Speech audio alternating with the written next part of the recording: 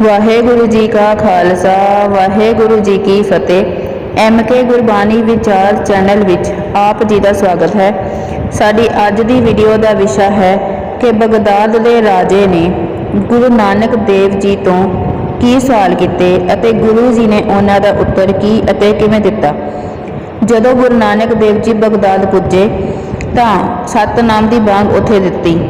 ਉਹ ਉੱਥੋਂ ਦੇ ਬਾਂਗ ਨਾਲ ਮੇਲ ਨਹੀਂ ਖਾਧੀ ਤਾਂ ਉਹਨਾਂ ਲੋਕਾਂ ਨੇ ਗੁਰੂ ਨਾਨਕ ਦੇਵ ਜੀ ਉੱਤੇ ਪੱਥਰ ਮਾਰੇ ਅਤੇ ਉਹਨਾਂ ਨੂੰ ਖੂਹ ਵਿੱਚ ਸੁੱਟ ਦਿੱਤਾ। ਪਰ ਜਦੋਂ ਉਹਨਾਂ ਨੇ ਵੇਖਿਆ ਕਿ ਪੱਥਰ ਖਾ ਕੇ ਵੀ ਗੁਰੂ ਨਾਨਕ ਦੇਵ ਜੀ ਸਹੀ ਸਲਾਮਤ ਸਨ ਅਤੇ ਸਹੀ ਸਲਾਮਤ ਹੀ ਉਹ ਖੂਹ ਵਿੱਚੋਂ ਵੀ ਨਿਕਲ ਆਏ ਤਾਂ ਉਹਨਾਂ ਨੇ ਗੁਰੂ ਨਾਨਕ ਦੇਵ ਜੀ ਨੂੰ ਪਕੜ ਕੇ ਉੱਥੋਂ ਦੇ ਰਾਜਾ ਪੀਰ ਦਸਤਗੀਰ ਦੇ ਸਾਹਮਣੇ ਪੇਸ਼ ਕੀਤਾ, ਜੋ ਕਿ ਉਸ ਸਮੇਂ ਆਪਣੇ ਸਿੰਘਾਸਨ ਤੇ ਬੈਠਾ ਹੋਇਆ ਸੀ। ਤਾਂ ਉਸਨੇ ਗੁਰੂ ਜੀ ਨੇ ਕਿਹਾ ਕਿ हे ਹਿੰਦੀ ਪੀਰ, 3 ਸਵਾਲ ਮੇਰੇ ਦਿਲੋਂ ਦਿਮਾਗ ਵਿੱਚ ਘੁੰਮਦੇ ਪਏ ਨੇ। ਜੇ ਤੁਸੀਂ ਜਵਾਬ ਸਹੀ ਦੇ ਦਿਓ ਤਾਂ ਮੈਂ ਆਪਣਾ ਸਿਰ ਤੁਹਾਡੇ ਕਦਮਾਂ ਤੇ ਰੱਖ ਦਿਆਂਗਾ। ਤਾਂ ਗੁਰੂ ਜੀ ਨੇ ਕਿਹਾ, ਅਸੀਂ ਜਵਾਬ ਦੇਵਾਂਗੇ, ਪੁੱਛੋ ਕੀ ਪੁੱਛਣਾ ਚਾਹੁੰਦੇ ਹੋ। ਤਾਂ ਪੀਰ ਦਸਤਗੀਰ ਨੇ ਪਹਿਲਾ ਪ੍ਰਸ਼ਨ ਕੀਤਾ, ਖੁਦਾ ਤੋਂ ਪਹਿਲਾਂ ਕੀ ਸੀ। ਦੂਜਾ ਪ੍ਰਸ਼ਨ ਉਸਨੇ ਕੀਤਾ, ਖੁਦਾ ਰਹਿੰਦਾ ਕਿੱਥੇ ਹੈ। ਤੀਸਰਾ ਪ੍ਰਸ਼ਨ, ਖੁਦਾ ਕੁਝ ਕਰਦਾ ਵੀ ਹੈ ਜਾਂ ਵਿਹਲਾ ਹੀ ਹੈ। ਤਾਂ ਗੁਰੂ ਜੀ ਨੇ ਕਿਹਾ, ਅਸੀਂ ਇੱਕ ਵਿਧਾਨ ਦੇ ਅਨੁਸਾਰ ਹੀ ਜਵਾਬ ਦੇਵਾਂਗੇ। ਔਰ ਉਹਨਾਂ ਨੇ ਇੱਕ ਥਾਲੀ ਵਿੱਚ ਮੋਤੀ ਮੰਗਵਾਉਣ ਨੂੰ ਕਹੇ। ਇਹ ਗੱਲ ਸੁਣ ਕੇ ਦਸਤਗੀਰ ਬਹੁਤ ਹੈਰਾਨ ਹੋ ਗਿਆ ਅਤੇ ਸੋਚਣ ਲੱਗਾ, ਇਹ ਤਾਂ ਲਾਲਚੀ ਫਕੀਰ ਹੈ, ਜਵਾਬ ਤਾਂ ਇਸ ਨੇ ਦਿੱਤਾ ਹੀ ਨਹੀਂ ਔਰ ਮੋਤੀ ਪਹਿਲਾਂ ਹੀ ਮੰਗਣ ਲੱਗ ਗਿਆ ਹੈ। ਔਰ ਉਸ ਦੇ ਇੱਕ ਇਸ਼ਾਰੇ ਤੇ ਥਾਲੀ ਵਿੱਚ ਮੋਤੀ ਆ ਗਏ। ਹੁਣ ਗੁਰੂ ਜੀ ਨੇ ਕਿਹਾ ਕਿ ਇਹਨਾਂ ਦੀ ਗਿਣਤੀ ਤੈਨੂੰ ਖੁਦ ਕਰਨੀ ਪਏਗੀ ਔਰ ਉੱਚੀ ਆਵਾਜ਼ ਵਿੱਚ ਹੀ ਕਰਨੀ ਪਏਗੀ। ਤਾਂ ਪੀਰ ਦਸਤਗੀਰ ਨੇ ਗਿਣਤੀ ਸ਼ੁਰੂ ਕੀਤੀ, 1 2। ਤਾਂ ਗੁਰੂ ਜੀ ਨੇ ਰੋਕ ਕੇ ਕਿਹਾ, ਗਿਣਤੀ ਠੀਕ ਕਰੋ, ਗਲਤ ਨਹੀਂ। ਤਾਂ ਦਸਤਗੀਰ ਬਹੁਤ ਹੈਰਾਨ ਹੋਇਆ ਕਿ ਅਜੇ ਮੈਂ 2 ਹੀ ਗਿਣੇ ਹਨ, ਇੱਥੇ ਹੀ ਰੋਕ ਦਿੱਤਾ। ਤਾਂ ਉਸਨੇ ਗੁਰੂ ਜੀ ਨੂੰ ਕਿਹਾ, ਮਹਾਰਾਜ ਮੈਂ ਕੀ ਗਲਤੀ ਕੀਤੀ ਹੈ, ਮੈਂ ਤਾਂ ਗਿਣਤੀ ਸ਼ੁਰੂ ਹੀ ਕੀਤੀ ਹੈ। ਤਾਂ ਗੁਰੂ ਜੀ ਨੇ ਕਿਹਾ, ਤੂੰ ਆਰੰਭਤਾ ਵਿੱਚ ਹੀ ਗਿਣਤੀ ਗਲਤ ਸ਼ੁਰੂ ਕੀਤੀ ਹੈ। ਤਾਂ ਪੀਰ ਨੇ ਸੋਚਿਆ, ਹੋ ਸਕਦਾ ਹੈ ਮੈਂ ਹੀ ਗਲਤ ਗਿਣਤੀ ਕਰ ਦਿੱਤੀ ਹੋਣੀ ਹੈ।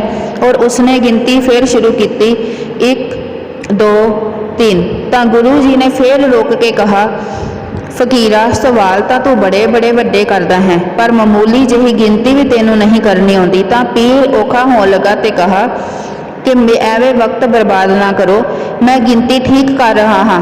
ਤਾਂ ਗੁਰੂ ਜੀ ਨੇ ਕਿਹਾ, ਤੂੰ ਗਿਣਤੀ ਗਲਤ ਕਰ ਰਿਹਾ ਹੈ। ਤਾਂ ਪੀਰ ਦਸਤਗੀਰ ਨੇ ਕਿਹਾ, ਮੈਂ ਜਿੱਥੇ ਗਿਣਤੀ ਗਲਤ ਕਰਾਂ ਉੱਥੇ ਹੀ ਪਕੜ ਲਓ। ਹੁਣ ਉਸਨੇ ਗਿਣਤੀ ਸ਼ੁਰੂ ਕਰ ਦਿੱਤੀ ਤਾਂ ਗੁਰੂ ਜੀ ਨੇ ਪਕੜ ਲਿਆ, ਇੱਥੇ ਹੀ ਗਲਤ ਗਿਣਤੀ ਕਰਦਾ ਹੈ। ਤਾਂ ਪੀਰ ਨੇ ਕਿਹਾ, ਮੈਂ ਇੱਥੇ ਕੀ ਗਲਤੀ ਕੀਤੀ। ਗੁਰੂ ਜੀ ਨੇ ਕਿਹਾ, 1 ਤੋਂ ਪਹਿਲੇ ਗਿਣਤੀ ਸ਼ੁਰੂ ਕਰੋ। ਤਾਂ ਪੀਰ ਦਸਤਗੀਰ ਨੇ ਕਿਹਾ, ਗੁਰੂ ਮਹਾਰਾਜ ਤੁਸੀਂ ਕਿਹੜੇ ਚੱਕਰਾਂ ਵਿੱਚ ਮੈਨੂੰ ਪਾ ਰਹੇ ਹੋ, 1 ਤੋਂ ਪਹਿਲੇ ਕੁਝ ਨਹੀਂ। ਤਾਂ ਗੁਰੂ ਜੀ ਨੇ ਕਿਹਾ, ਤੂੰ ਮੈਨੂੰ ਕਿਹੜੇ ਚੱਕਰਾਂ ਵਿੱਚ ਪਾ ਰਿਹਾ ਹੈ, ਖੁਦਾ ਤੋਂ ਪਹਿਲੇ ਕੁਝ ਵੀ ਨਹੀਂ। ਸਭ ਕੁਝ ਖੁਦਾ ਤੋਂ ਸ਼ੁਰੂ ਹੁੰਦਾ ਹੈ, ਖੁਦਾ ਤੋਂ ਪਹਿਲੇ ਕੁਝ ਵੀ ਨਹੀਂ ਹੁੰਦਾ। ਇਹ ਸਾਰੀਆਂ ਹਜ਼ਾਰਾਂ ਦੀਆਂ, ਲੱਖਾਂ ਦੀਆਂ, ਕਰੋੜਾਂ ਦੀਆਂ, ਅਰਬਾਂ ਖਰਬਾਂ ਦੀਆਂ ਗਿਣਤੀਆਂ ਵੀ ਉਸ ਇੱਕ ਪਰਮਾਤਮਾ ਤੋਂ ਹੈ, ਉਸ ਤੋਂ ਪਹਿਲੇ ਕੁਝ ਵੀ ਨਹੀਂ। ਗੁਰੂ ਜੀ ਦੇ ਬੋਲਾਂ ਦੀ ਚੋਟ ਸਿੱਧਾ ਪੀਰ ਦਸਤਗੀਰ ਦੇ ਦਿਲ 'ਚ ਲੱਗੀ। ਹੁਣ ਉਸਨੇ ਦੂਜਾ ਸਵਾਲ ਤਾਂ ਪੁੱਛਿਆ, ਪਰ ਪੁੱਛਣ ਦੀ ਉਤਨੀ ਹਿੰਮਤ ਨਹੀਂ ਰਹੀ ਜਿਤਨੀ ਹਿੰਮਤ ਨਾਲ ਉਹਨੇ ਪਹਿਲਾ ਸਵਾਲ ਪੁੱਛਿਆ ਸੀ। ਦੂਜਾ ਸਵਾਲ, ਖੁਦਾ ਕਿੱਥੇ ਰਹਿੰਦਾ ਹੈ ਔਰ ਕਿਸੇ ਨੂੰ ਦਿਖਦਾ ਕਿਉਂ ਨਹੀਂ। ਤਾਂ ਗੁਰੂ ਜੀ ਨੇ ਕਿਹਾ, ਇਸ ਦਾ ਉੱਤਰ ਵੀ ਅਸੀਂ ਵਿਉਂਤ ਨਾਲ ਦਿਆਂਗੇ। ਹੁਣ ਗੁਰੂ ਜੀ ਨੇ ਦੁੱਧ ਮੰਗਵਾਉਣ ਨੂੰ ਕਿਹਾ। ਤਾਂ ਪੀਰ ਸੋਚਣ ਲੱਗਾ, ਕਿੰਨੇ ਦਿਨਾਂ ਦੇ ਘਰੋਂ ਨਿਕਲੇ ਹਨ, ਕਿਸੇ ਨੇ ਦੁੱਧ ਨਹੀਂ ਪੁੱਛਿਆ ਹੋਣਾ। ਔਰ ਉਸਨੇ ਇਹ ਵੀ ਸੁਣ ਰੱਖਿਆ ਸੀ ਕਿ ਹਿੰਦੂ ਗੁਰੂ ਦੁੱਧ ਦੇ ਬੜੇ ਸ਼ੌਕੀਨ ਹੁੰਦੇ ਹਨ। ਤਾਂ ਉਸਨੇ ਕਿਹਾ, ਠੀਕ ਹੈ। ਔਰ ਉਸ ਦੇ ਇੱਕ ਇਸ਼ਾਰੇ ਤੇ ਦੁੱਧ ਦਾ ਪਿਆਲਾ ਹਾਜ਼ਰ ਹੋ ਗਿਆ। ਹੁਣ ਪੀਰ ਜੀ ਨੇ ਪਿਆਲਾ ਦੇਖ ਕੇ ਗੁਰੂ ਜੀ ਨੂੰ ਕਿਹਾ, ਤੁਸੀਂ ਦੁੱਧ ਪੀ ਲਓ, ਫਿਰ ਮੇਰੇ ਸਵਾਲ ਦਾ ਜਵਾਬ ਦੇਣਾ। ਗੁਰੂ ਨਾਨਕ ਦੇਵ ਜੀ ਕਟੋਰੇ ਵੱਲ ਵੇਖੀ ਜਾ ਰਹੇ ਸਨ ਪਰ ਦੁੱਧ ਨਹੀਂ ਪੀ ਰਹੇ ਸਨ। ਤਾਂ ਪੀਰ ਨੇ ਕਿਹਾ, ਦੁੱਧ ਬਿਲਕੁਲ ਸ਼ੁੱਧ ਹੈ, ਪੀ ਲਓ। ਤਾਂ ਗੁਰੂ ਜੀ ਨੇ ਕਿਹਾ, ਦੁੱਧ ਤਾਂ ਸ਼ੁੱਧ ਹੈ ਪਰ ਇਸ ਦੇ ਵਿੱਚ ਕੁਝ ਹੈ। ਤਾਂ ਫਕੀਰ ਨੇ ਸੋਚਿਆ, ਕਿਤੇ ਮੇਰੇ ਚੇਲਿਆਂ ਨੇ ਹੀ ਤਾਂ ਕੁਝ ਨਹੀਂ ਮਿਲਾ ਦਿੱਤਾ। ਔਰ ਖੁਦ ਦੁੱਧ ਵੇਖ ਕੇ ਕਿਹਾ, ਨਹੀਂ ਇਸ ਵਿੱਚ ਕੁਝ ਵੀ ਨਹੀਂ। ਤਾਂ ਗੁਰੂ ਜੀ ਨੇ ਕਿਹਾ, ਇਸ ਵਿੱਚ ਕੁਝ ਹੈ। ਤਾਂ ਪੀਰ ਨੇ ਕਿਹਾ, ਸਾਨੂੰ ਤਾਂ ਕੁਝ ਦਿਖਾਈ ਨਹੀਂ ਦਿੰਦਾ, ਤੁਸੀਂ ਖੁਦ ਹੀ ਦੱਸ ਦਿਓ ਕਿ ਇਸ ਵਿੱਚ ਕੀ ਹੈ। ਤਾਂ ਗੁਰੂ ਜੀ ਨੇ ਕਹਾ ਇਸ ਦੁੱਧ ਵਿੱਚ ਘਿਓ ਹੈ ਕਿ ਨਹੀਂ।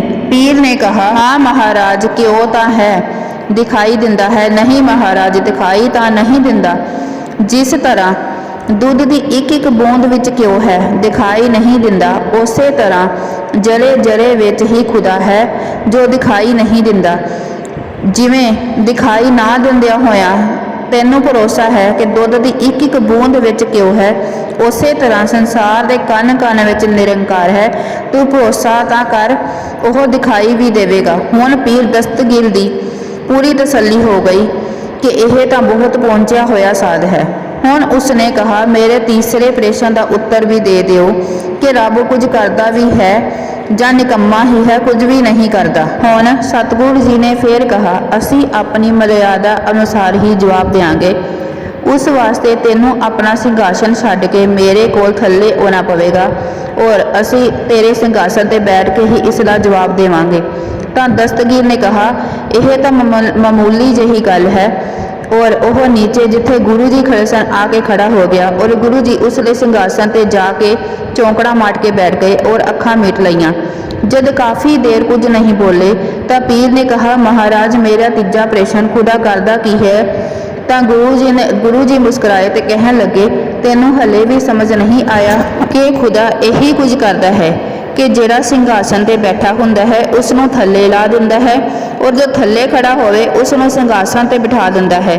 ਇਹੀ ਕੁਝ ਕਰਦਾ ਹੈ ਰੱਬ, ਇਹੀ ਉਸ ਦਾ ਵਿਵਹਾਰ ਹੈ। ਵਾਹਿਗੁਰੂ ਜੀ ਕਾ ਖਾਲਸਾ, ਵਾਹਿਗੁਰੂ ਜੀ ਕੀ ਫਤਿਹ। ਅਗਰ ਵੀਡੀਓ ਅੱਛੀ ਲੱਗੀ ਹੋਵੇ ਤਾਂ ਲਾਈਕ ਅਤੇ ਸ਼ੇਅਰ ਜ਼ਰੂਰ ਕਰਨਾ।